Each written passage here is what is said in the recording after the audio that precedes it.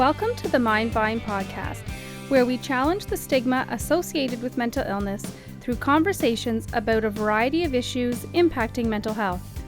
Here we bring you news, views, and interviews that intrigue, educate, and celebrate recovery. Leading us on this journey are the hosts of the Mind Vine podcast, Daryl Mathers and Chris Bovie. Just want to welcome Adam Gontier to join the Mind Vine podcast. Thanks very much for joining us today. Of course, man. Don't really need an introduction, but you're here at the Oshawa Music Hall doing a solo show, and lead singer of Saint Asonia and formerly 3 Days Grace. So I'm just curious, from a musical standpoint, do you like one over the other, doing acoustic solo shows? Maybe it's a little more intimate, or just like the diversity of being able to do that? Yeah, they're totally different. Two different things for sure. I really love doing the acoustic intimate shows. You know, the crowd is right there, and it's kind of cool. I mean, you know, I basically just get to talk to the crowd because it's so kind of quiet. And, you know, it's like try to do some requests if I can here and there. But obviously big shows with the band, or, you know, those are great too. Yeah. Shows and festivals and stuff. But this is something that I've done this for years. I grew up playing around campfires and all that sort of stuff. Right. So this is, doing acoustic shows are that's great. Fun, yeah. So what's next on the horizon? Do you have any big projects or anything after the solo tour? Well, no. I mean, this is just a thing that I'm doing on the side. I mean, Saint Asonia, we're actually working on our second record now. Okay. So, yeah. I mean, that's the main thing. Saint Asonia, we're going to be around for a while, putting out a few records. So you're in the studio right now working on it? Yeah, pretty much. We're demoing some of our songs we've written, and so we'll see how that goes. But in the studio basically. Right. So obviously our podcast has sort of a mental health vibe to it, and obviously things that we go through don't define us as human beings or artists, but you've put a lot of your struggles in your music and your lyrics and your stories. How did you find that? Do you find that was therapeutic, or was it really tough to sort of internalize all that stuff and put it to your music? Without it sounding too cliche, it was very therapeutic for me. The early days of 3 Days Grace, especially actually around the second record, 1X, was when I had a really tough time, and for me, I learned that just writing stuff down in general helped me a lot. So, I ended up writing a lot down, and that ended up being a lot of what 1X was. Like everything that I had written down was kind of like my journal. That record was sort of right.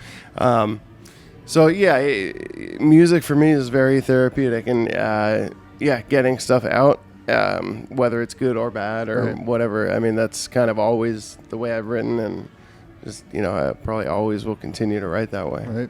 Yeah, I mean, it must be tough, the music industry at a young age, and I think you had said before that sort of the addiction piece started before sort of a major tour, but I'm just thinking of the nomadic lifestyle of an artist on the road at a young age. Was it tough? Like, do you find the industry sort of enabled that, and wasn't there to support when you were going through those struggles? Well, maybe a little bit.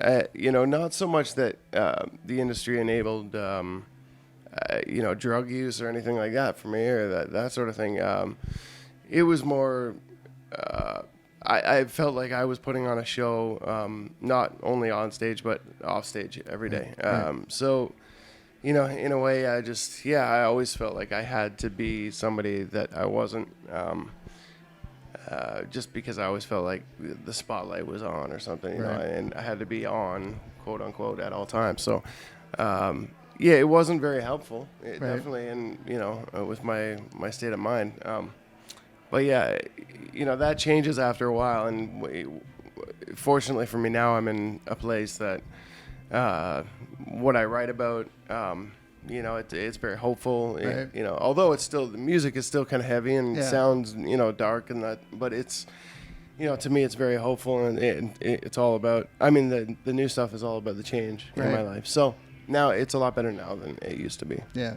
I guess going through that, do you really kind of find out who your friends are when you're going through that? Yeah, absolutely. I mean, there's probably a lot of hangers on it, and when you're going tour to tour, and people that just love the perception of what Adam is and want to, Right. as opposed to the person behind the music. Yeah, no, for sure. I mean, there's a lot of people, that come out of the woodwork after you have a little bit of success, whatever that is Right. to people. But there's people from high school that I never ever got along with, that always sort of didn't like me. I don't know, and I hear from them now out of the blue, like, hey man, we should get together. And it's just, people come out of the woodwork, Right. which is, which is fine. I mean, that's just kind of human nature, that people want to be a part of that Right. stuff. So, but it is what it is.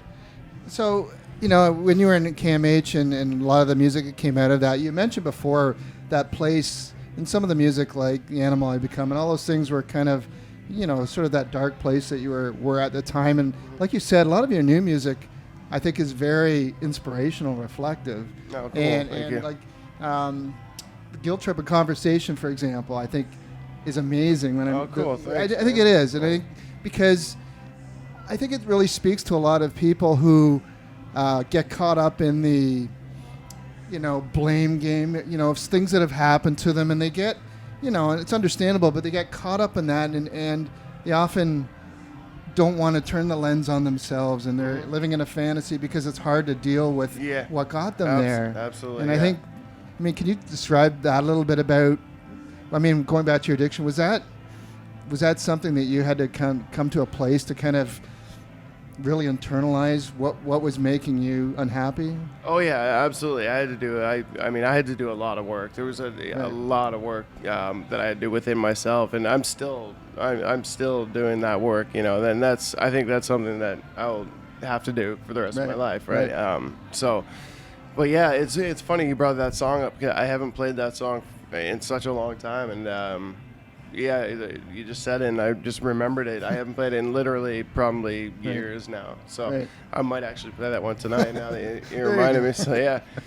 But there's a lot of work that I had to do, and I have to keep doing. Life's whatever. Again, not trying to sound cliche, but it is a battle, and it seems like it's a continuous battle. And not necessarily in a bad way. It's just a battle to stay in, sometimes to stay in a great spot or a good spot. Right. That's all. Yeah. But a song like that, I think, is a great message for everyone. And I don't want to get political, but I look to the states and the election, and I see how people are blaming their lot in life on other people, and instead of looking at how do I make my life better, right? I'm the only one that can do that. Exactly. Yeah. Absolutely. I fully agree. Yeah. It's very weird to see rallies and all this sort of stuff. Especially in Canada. Seeing rallies in Canada against the president-elect of the U.S. is just. It's mind-boggling to me. How much we care about.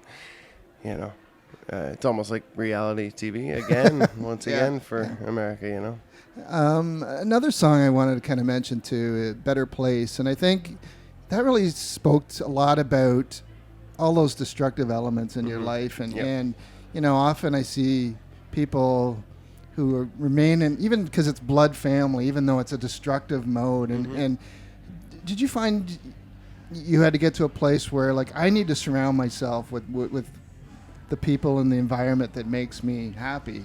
Absolutely. That's what that song's about, and that's what the entire record really as a whole, I think, is sort of about that. That's a major thing. It was a major thing for me. Was I was surrounded by I was just surrounded by people that didn't really care too much about just personal well-being of anyone, for that matter, themselves or anybody. It was a big machine that just kept rolling and rolling, and I got caught up in that without realizing it. I was stuck in this machine that just kept going, and I stopped and took a breather and looked at what was going on around me, and I just said to myself, I have to get out of this. And when I left the band, I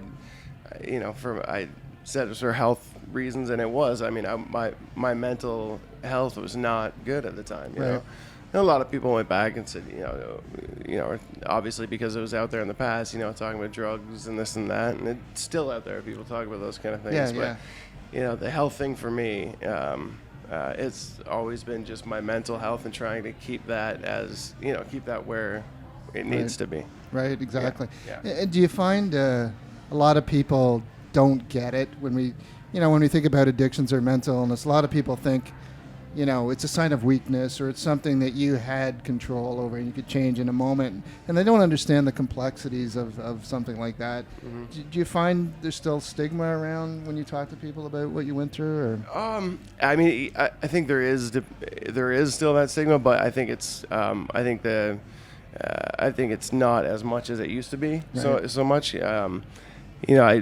Every night, if I try to make a point of meeting everybody at the shows every night afterwards at the merch table, just to talk about, or just to meet people and talk to them. And a lot of people, I hear all the time how much one of my songs or helped them through a time of their life where they were either they were on the brink of wanting to end their life or something like that, or they were addicted to drugs and couldn't get off, but certain songs help them through that. And I always try to make a point of telling them that, I mean, it was because it's always like, you saved my life, and I'm I always say I didn't save your life. I mean, you saved your life, but I'm glad that I was a part of that art. I could help. Yeah, that's powerful. That's it. Yeah. Did you ever, when you're going through your phase, look to music? Did other people's music give you inspiration and speak to you that way? Yep, absolutely. Absolutely. What kind of artist did you? It's weird. For me, I get into, the big change in my life when I went to treatment, when I went into rehab and I got sober, there was one record that I just kept listening to over and over. Well, one band, Our Lady Peace. And out of all the music, and I've grown up listening to everything, from Boston to the Beatles to Gordon Lightfoot to Harry Chapin, whatever. But for me, there was two records or two artists that I listened to a lot. One was Our Lady Peace, and the other was Martin Sexton. So those two, for some reason, they just, their music, their songs at the time, everything just spoke to me, and those were songs, and Well, and that's interesting because we do a mental health show, and we've had Rain and Chantal too. Yeah. He actually was just here recently and visited our kids on our eating disorders unit. Okay. Really great people. Just actually, we just had a show. Saint Asonia just had a show out east with Rain and Chantal, so that was very cool to have a talk to them. Yeah, that's great. Yeah. So you talk, I think in the past you've talked about it's so important for people to talk about or speak out when they're going through those struggles. What other messages do you have for people that may, not just addictions, but their mental wellness isn't so good right now, or they maybe feel like trapped in their environment? It's always that's a tough question because it's always different for other people, and it's but I've always said, and you just said it, like to be able to talk about it, no matter who it's, no matter who you're talking to or whatever, that's a huge thing. I think a big thing is actually just really focusing on where you're at and stopping to take a breath and realizing what is going on around you, how you're feeling, why you're feeling that way, and just even recognizing. It's so, there's so much to it, but just recognizing your feelings is really, really, that's really important because, if you don't recognize your feelings, you don't recognize how you feel, you kind of jump over that and you bury how you feel with drugs or with whatever. I really think it's about writing things out. I think it's about talking to people and stopping and being in the moment and trying to just focus on how you feel in that moment. If that makes sense. No, it does. It does. It's great. Yeah. Well, I think that's great, Adam. I want to thank you very much for doing this, sharing your voice, because it is so powerful to have somebody and it as much as you may not do it for those reasons, there are a lot of people that find the spirit to kind of reach out for help because because of your message, and I want to thank you for that. And, of course. And all the continued success with Saint Asonia, and hopefully have a great show here. And you might have added a song to the repertoire tonight. Yeah, you absolutely did. Well, and I want to thank you for the support, for having me, for one, and for what you guys are doing as well. And Mind, very cool. And so thank you for having me. Thanks very much. Appreciate it. Yeah, thanks.